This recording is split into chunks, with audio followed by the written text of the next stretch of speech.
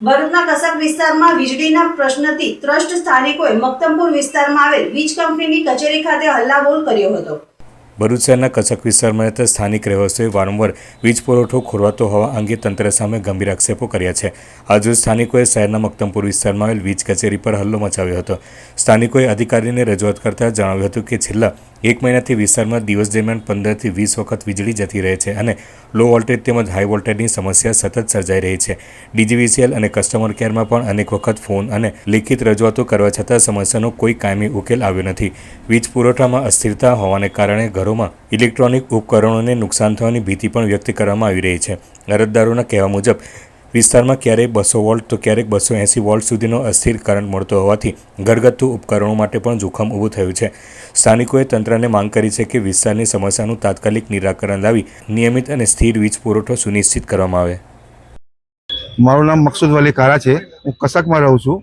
અત્યાર સુધી લાઇટોના એટલા પ્રોબ્લેમ થયા છે કે વારંવાર 2-2 કલાક 4-4 કલાક લાઇટ જાય છે ને લોકોના નુકસાન। બીજું કે મારા ઘરના તો 2 પંખા બી બળી ગયા છે, મારા ફ્રીજમાં બી પ્રોબ્લેમ થયો છે ને વારંવાર આ તકલીફ થઈ રહેલી છે। હું શાહબુદ્દીન પટેલ કસક વિસ્તારમાં રહું છું, ભરૂચના મસ્જિદ પાસે। છેલ્લા 1 વર્ષથી અમારા એરિયામાં અમે પ્રોબ્લેમ ફેસ કરી રહ્યા છે હાઈ વોલ્ટેજ લો વોલ્ટેજનો। હું જાતે ઇલેક્ટ્રિકલ એન્જિનિયર છું એટલે આ પ્રોબ્લેમમાં બહુ ડીપમાં જાણું છું।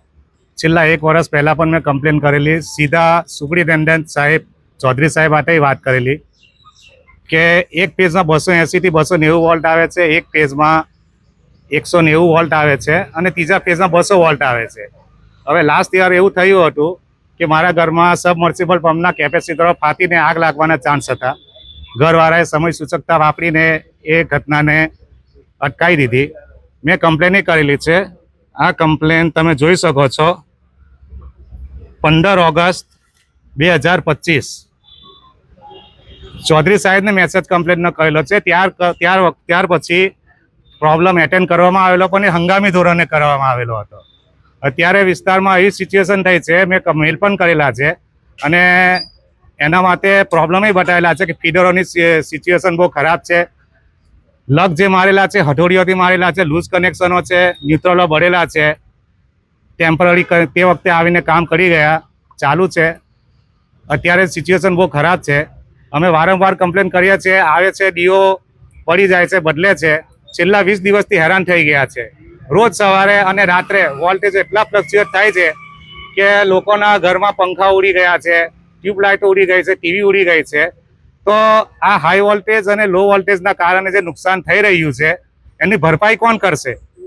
બીજું વસ્તુ એવું કે ગવર્મેન્ટ આપણને સોલર સિસ્ટમ નાખવા માટે આપે છે, જે દેશની પ્રગતિ માટે બહુ સારું છે, પણ છેલ્લા 6 કલાકથી આજે સોલર સિસ્ટમ ડાઉન છે। એના જે યુનિટનો જનરેશનનો લોસ થાય છે એ મારું નુકસાન છે, ડીજીવીસીએલનું નથી। એ નુકસાન મને કોણ ભરપાઈ કરશે? તો મારી સરકારશ્રીને, ડીજીવીસીએલના સુપ્રિન્ટેન્ડન્ટ સાહેબને, એક્ઝિક્યુટિવ એન્જિનિયર સાહેબને દરેકને નમ્ર વિનંતી છે કે એરિયામાં કંઈક મોટું નુકસાન થાય, કોઈ આગ લાગે હાઈ વોલ્ટેજ ઓવર વોલ્ટેજથી, કોઈ ઘટના થાય, એ પહેલાં યોગ્ય પગલાઓ લે અને આ પ્રોબ્લેમનું નિરાકરણ કરે।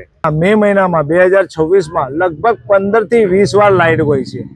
અમે અવારનવાર સુરત, અવારનવાર મક્તમપુર વીજ પુરવઠાને ફોન કરીએ છીએ અને રૂબરૂમાં બી આવીને અમે કમ્પ્લેન આપેલી છે, પણ આજ દિન સુધી એનું સોલ્યુશન આવ્યું નથી। લગભગ 15 થી 20 વાર લાઇટ ગઈ છે અને આજનો દિવસ જે છે એ સવારે 6:30 વાગ્યાની લાઇટ ગઈ છે અને કાલે અમારો પવિત્ર તહેવાર બકરી ઈદનો તહેવાર છે અને આજે લાઇટ ગઈ છે।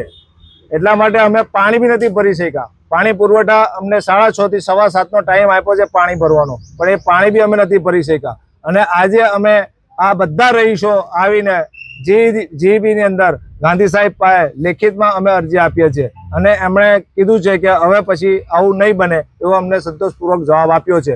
હવે જોવાનું છે કે હવે ક્યાં સુધી આવું ચાલશે।